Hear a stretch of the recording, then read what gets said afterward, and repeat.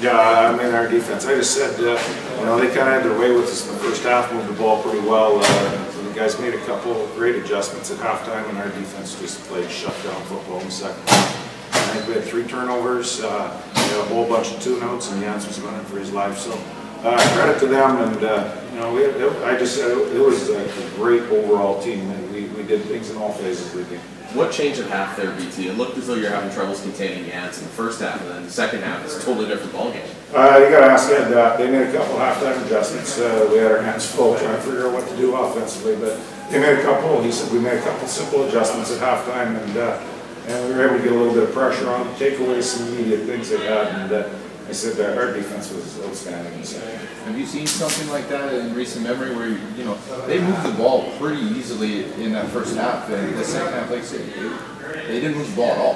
No, and they were good, and you have to put pressure on teams, and once you do that, and those guys were relentless, and they just fed off it, and they got better every snap, and the confidence grew, and that was important. And you know, again, I think some of the same things could be said on offense. We ran the ball very, very well.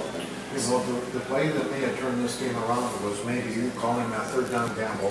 Drew ran for the first down, leading to a Kid Hillis touchdown. You're down by 3.5. Well, yeah, you know, we didn't really have anything to lose at that time, right?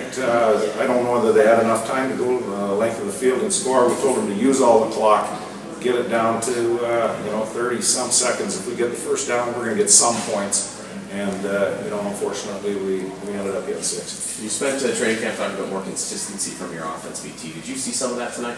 Well, yeah, I did, and I said to him, I think I made more mistakes than them. We had a couple formation problems because we got 100 of them, and one on 100 formations, just put a lot of combinations, and we made some sideline mistakes that we got to clean up. But the kids played hard and they executed really well. You talked about game-changing moments in the Denton punt. And then, of course, with Denton, he had a solid game besides the one missed field goal. Special teams, after, you know, fixing the return problems, was really solid today as well. Yeah, I mean, he turned the field position around for us. I mean, that punt, that was probably a 60-yarder that backed them up on their goal line, and they fumbled, and we scored a nice play, and that was a big, you know, I think that stretched it to 14 or whatever, and gave us some momentum. 2 first-half touchdowns by 2 first-year CIS players. How does that speak to the quality of the recruiting you've done?